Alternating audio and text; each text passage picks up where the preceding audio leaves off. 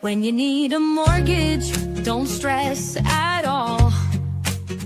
Just tune right in and give these guys. Good morning. Today is Tuesday, July 29th. Boys, this makes us our last show in July. The year keeps flying by. What's going on? What's up, fellas? Nothing. What's happening? Happy 2026. We start rounding up on Friday, right?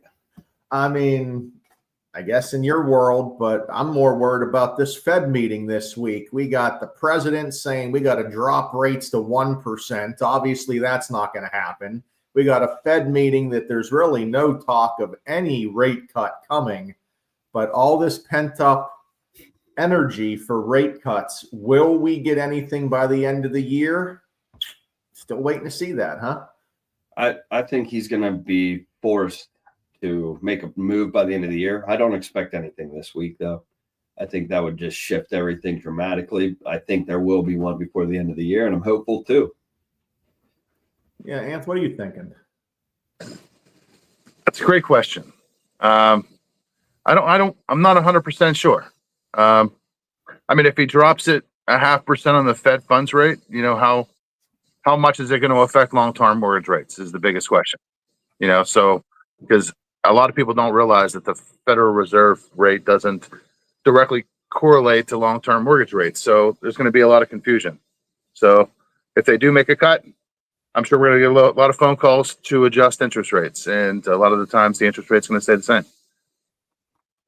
Yeah, because as we know, usually Fed cuts aren't a surprise. So usually building up to any Fed meeting, it's usually already built into the pricing. So we don't see a lot of movement on our end. But yes, it will get the phone to ring. We will just got to keep our eyes on it because it looks like the next, 8 months, it's going to be Jerome Powell against Donald Trump.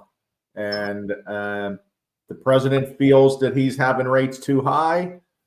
The Fed thinks they're doing the right thing. It's why there's kind of the separation there. No one can control either side. And it's, you know, you might like it, you might hate it. It's how our system is. And right now, rates are still sticking in that mid-6 range. But I will say it's better than the 7 range we saw earlier this year. So the talk of tariffs is going to inflate everything and tariffs are bad. So far, we haven't seen that yet. So far, under Donald Trump, we've seen rates trickle down a little bit. Now, was it this grand, great, amazing year so far that he was telling us? No, not necessarily, but things haven't gotten worse. And I think that's what I'm looking at is I'd rather have 6.5 than 7. And we're hopeful we can get a little bit lower, but I think everyone on the screen is a realist and isn't expecting a major drop in rates anytime soon. No, I don't think a rate drop's coming, especially not this week. We've already seen rates come down where we've seen them go up a little bit. So I definitely don't think that we're going to see anything this week on that front. But again, we're always hopeful. We're in this business. We want to see those rates go down so we can help more people and get better deals for these financing deals. But realistically, I don't see it going down by more than 0.5% for the whole rest of the year. Right. That would be the top line right there, I think. So again, we're at 6.75, 0.5%. They don't directly correlate, but I still don't see us getting into the 5s before the end of 2025. No, I'm with you there, Tom. I'm with you. Go ahead, Anth. I apologize. No worries. I mean, for what a lot of people don't see or realize is what they would have to do is the government would have to put money into mortgage-backed securities to basically push that rate low. That's how the COVID rates came about because they were putting about $25 million a month into mortgage-backed securities. They would have to do that again to bring those rates back down to close to COVID levels. And I don't think a lot of consumers actually realize that and how that works. They're just looking at the Fed funds rate and, you know, thinking that's the end all be all. But yes, it will help home equity lines, auto loans, and credit cards because those are ridiculous. You know, so, you know, people could actually probably refinance their vehicle or something like that. But yeah, we'll see what happens. Yes, and that takes us into our topic today, really, which is getting back to the basics. The basic of mortgage financing is a pre-approval. You have to get pre-approved to start this game. The problem is folks think we're going to take their first form to complete the pre-approval. And it's not always that tough. Sure, if you're self-employed and you own multiple businesses and you own multiple rentals and there's all kinds of tax return stuff, it can be a little complicated. But for the average Joe, the average, what's the word for girl? We got the Joe. What's the girl side of that? What's a girl? Okay. So for average girl and guy out there, it's very basic. It shouldn't be crazy. You're going to call one of us and have one or two conversations and be able to get pre-approved. Most information you're going to know offhand. You might need a pay stub. You might need a W-2, but it's not going to take a week or a month to get pre-approved. And it is so important to get that information. So important that it's valid for 120 days. There should be no question that if you're even interested in buying a home, get pre-approved. Yeah, I mean, it literally could take us 5 minutes as long as that person's cooperating. Sometimes we don't want it to take 5 minutes. We're enjoying our conversation with them and we chat it up. It could take 20 minutes, but end all be all, it's a quick process for us. We're able to do it very simply on the phone, in person. Most of the time we do it online, so you don't even need to talk to us. And that's what most consumers do like to do as well. They don't like to talk to us at all.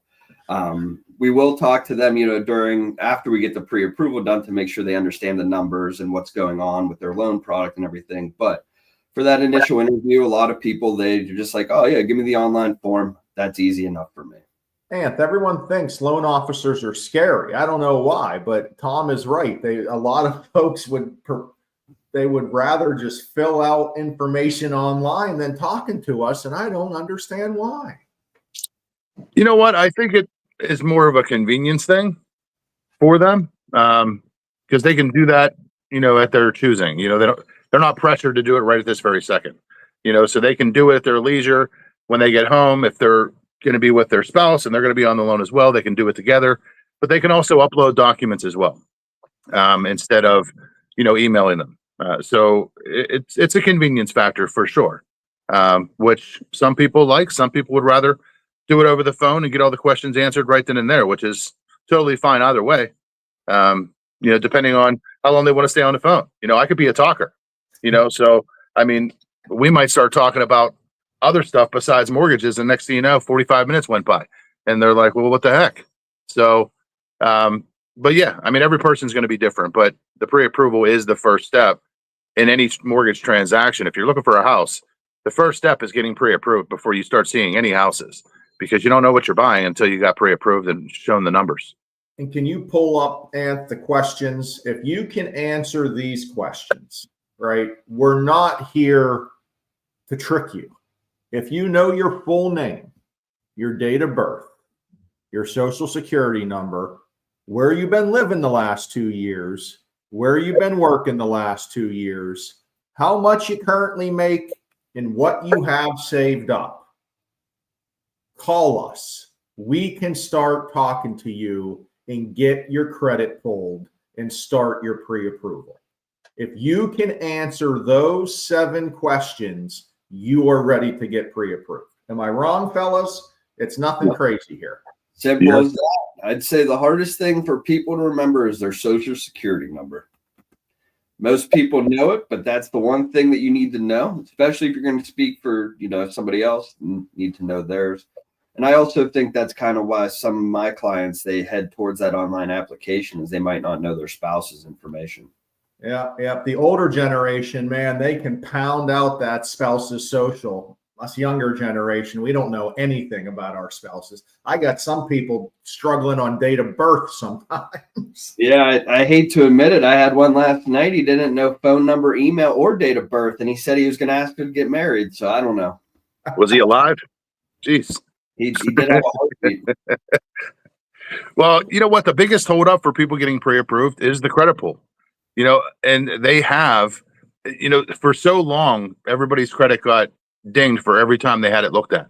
But they have up to 30 days for the credit bureau to shop for the same thing. Not saying having your credit pulled multiple times, shopping for the same thing, which would be a mortgage. Under that mortgage code, you have up to that time frame to shop for a mortgage, and it only counts against you one time. So somebody that doesn't want the ability for a second look that we've been offering forever is mind-boggling to me, because you're going to see 20 homes. If it was that easy, you would just pick the first house. But your financing is the most important, biggest decision you're going to make on finance, probably in your lifetime. But you're only going to have one company look at it. It never makes any sense to me, because we do second looks all the time, and some of those options are disgustingly crazy of what some of the lenders are charging as far as fees. It's very true, guys. It's very true. It's very simple to get started. Give us a call. One phone call will get you on the path to home ownership. And we will see you guys Friday. That's all I got. See you guys. Later. Tom Ryan